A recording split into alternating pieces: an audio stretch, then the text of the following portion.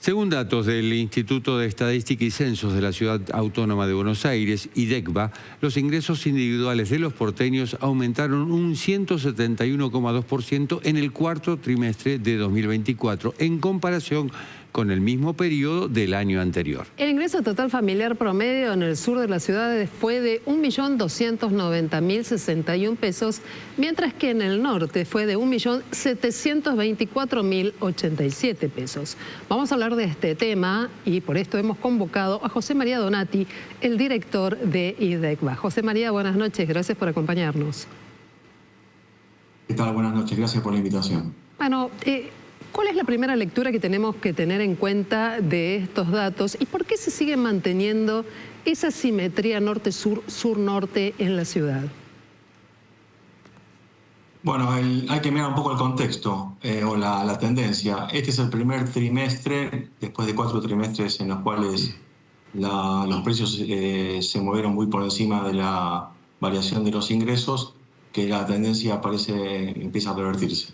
O sea, luego de 4 trimestres de deterioro, es el primer trimestre en el cual los ingresos muestran una evolución superior a la inflación del mismo trimestre. Estamos hablando de datos del primer trimestre de este año y los comparamos contra datos del mismo trimestre de 2024. Respecto a la segunda cuestión, bueno, todos los indicadores, no solamente los económicos, los sociales, siempre marcan una asimetría entre norte y sur. El centro es muy parecido al promedio de la ciudad. El norte siempre tiene como indicadores más favorables y el sur más desfavorables. Hay un correlato entre los indicadores económicos y los indicadores sociales en ese sentido. Y en este marco, esa asimetría durante este último periodo de medición, ¿se acortó la brecha o se hizo más profunda? No, la brecha se mantiene. O sea, si uno mira los ingresos de los porteños que viven en el norte y los compara con los ingresos de los porteños que vivimos en el sur, yo me incluyo porque vivo en el sur, hay un gap de 60%. O sea, los ingresos del norte son 60% superiores a los que viven en el sur. Se mantienen, o sea, hay un leve deterioro. O sea, generalmente cuando venimos de periodos de mucho deterioro, como fue todo 2024, los indicadores que más se deterioran son los de los sectores menos favorecidos. Y bueno, entonces en ese contexto hay como una tendencia a mantener e incluso a ampliar esa brecha que les señalo. ¿Esto es trasladable al país? Lo que está sucediendo con los ingresos respecto a la inflación. Claro, en la ciudad de Buenos Aires. ¿Se traslada al resto del país? Es muy probable que cuando el INDEC informe estos datos para el total del país, se dé la misma tendencia, o sea que los ingresos estén por encima de la inflación. Es altamente probable. Nuestros indicadores generalmente, en algún sentido, son anticipatorios a lo que luego el INDEC informa a nivel nacional, con las particularidades propias de la ciudad, ¿no? Nuestra estadística está referida exclusivamente al territorio porteño. El INDEC promedia todos los indicadores nacionales, pero en cuanto a tendencia, que es lo que uno está mirando en este caso, es muy probable que esto que estamos nosotros anticipando se dé a nivel nacional. Y en cuanto a quién gana más, estamos hablando de sectores que trabajan con la modalidad establecida por la Ley de Contrato de Trabajos, con distintos acuerdos paritarios, o los profesionales independientes, o sin ser profesionales, los autónomos. Mira, la recuperación más fuerte en este mismo trimestre se dio en los cuentapropistas. O sea, pero también había pasado que había sido los sectores que más habían tenido un deterioro de los ingresos en 2024.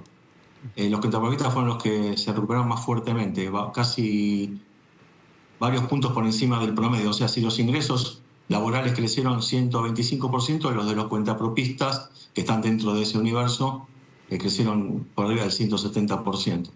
Pero te reitero, esto tiene que ver con que eran los sectores que más habían sufrido cuando estos indicadores eran al revés, cuando los precios aumentaban por encima de los ingresos. Ahora, ¿cómo juegan las percepciones? Porque según un estudio de la Universidad de Buenos Aires, la mitad de la gente piensa y siente que está peor que antes, que no llega a fin de mes y que paga más servicios y transporte, por ejemplo. Sí, es un buen punto el que vos planteás. Mira, sucede lo siguiente. Cuando uno hace esta comparación, compara la variación de los ingresos contra la variación de los precios promedio. O sea, los precios en promedio, en el trimestre que estamos mirando, que es el primero de 2025, aumentaron 80% interanual. Pero ¿qué sucede? Si uno empieza a mirar un poco la composición de la variación de precios, vas a tener algunos conceptos que aumentaron muy por encima de ese promedio. Los servicios puntualmente aumentaron el 110% y el rubro que tiene que ver con los gastos derivados del mantenimiento de la vivienda, los servicios, luz, gas, agua, aumentaron 125%. Y son consumos que la gente no puede dejar de hacer. Entonces, quizás esa sensación tenga que ver con esto. Además, hay que tener en cuenta que nosotros venimos de 4 trimestres de deterioro. Cuando uno pasa eso, uno o desahorra o se endeuda.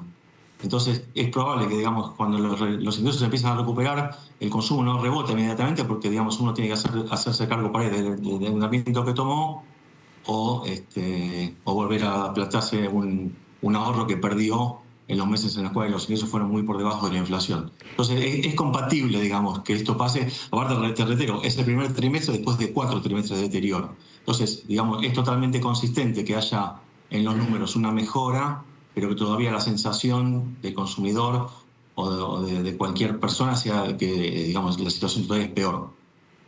Los datos de este estudio de la Universidad de Buenos Aires señalan de manera muy específica que solo el 28% de la población encuestada en el área metropolitana siente que hubo una mejora en su calidad de vida y que coincide con una franja que va entre los 18 y los 29 años y que allí hay una perspectiva de mejor consumo. ¿Qué explicación le damos a esto? Porque de verdad es muy baja la cuestión. Podríamos estar en un escenario donde más allá de que el ingreso mejore, no es suficiente todavía para romper líneas de pobreza, para acceder a sectores medios.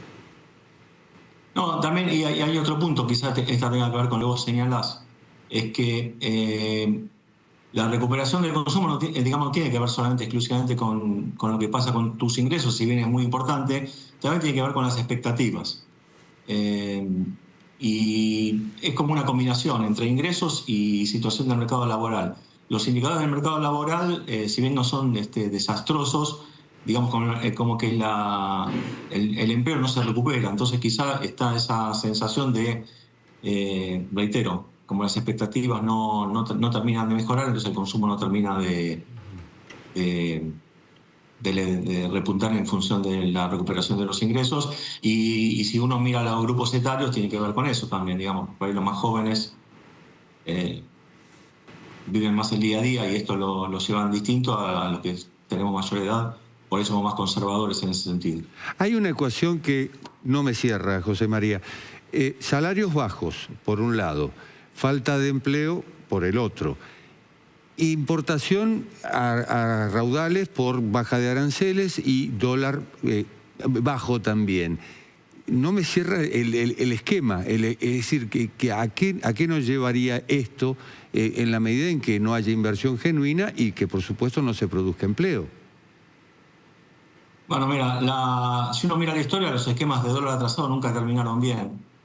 Siempre, digamos, hubo como una sensación de mejora de corto plazo, principalmente de los sectores que pueden permitirse viajar al exterior o consumir artículos importados, pero si uno mira después hacia adelante, las consecuencias a veces siempre fueron negativas. Seguramente, digamos, si somos inteligentes y aprendemos de la historia, tendremos que corregir esta cuestión, digamos, en algún momento va a haber que este esquema de dólar barato revisarlo, porque reitero, nunca terminó bien, digamos. Eso hay que, digamos, seguramente ahora el gobierno, entiendo que lo revisará en algún momento. Esperemos que sea más temprano que tarde. Muy bien, José María Donati, titular del IDECBA, te agradecemos mucho todos estos datos y además la posibilidad de pensar y reflexionar sobre lo necesario y lo que vendrá. Buenas noches. Bueno, les agradezco mucho, que tengan buenas noches.